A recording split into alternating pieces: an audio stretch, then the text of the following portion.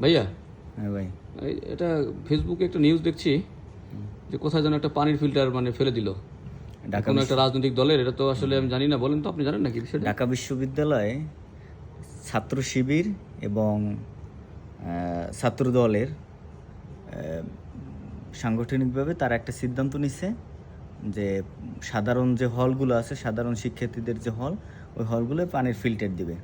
তো অনুযায়ী তারা ফিল্টার দিছে, এতদিন পানি খাইছে তারা। তো হল কমিটি দেওয়ার পরে ছাত্রদল যখন হল কমিটি দিছে, এই ব্যাপারে এই যে বামপন্থী আছে না, কিছু বামপন্থী, ওই যে বসু, যাই হোক বামপন্থী যারা, ওরা একটা আন্দোলন মব সৃষ্টি করে এই পানির ফিল্টারগুলো ফেলে দিছে। আমার কথা হচ্ছে, যখন কোনো কিছু দান করা হয় তখন ওই সম্পত্তি যে দানদাতার থাকে না। এটা আপনি জানেন কি না জানি না। যখন আপনি কোনো কিছু দান করবেন, ধরেন আপনি মসজিদে একটা জিনিস দান করলেন, একটা কার্পেট দান করলেন, বা আপনি একটা ফিল্টার দান করলেন, ওইটা তখন আপনার না, ওইটা জনগণের। এই পানির ফিল্টারগুলো দিছে সাধারণ শিক্ষার্থীদের সুবিধার্থে।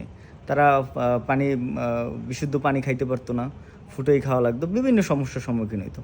এই ফিল্টারগুলো তখন সাধারণ শিক্ষার্থীদের মানে সম্পত্তি।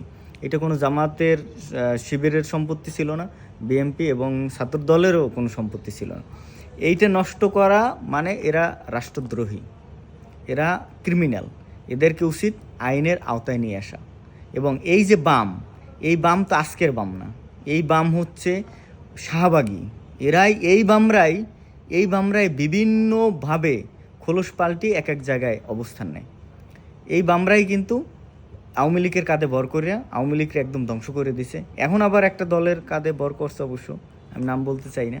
এই দলটারেও আওয়ামী লীগের মতো অবস্থা না করে এই বামরা ছাড়বে না। ধন্যবাদ।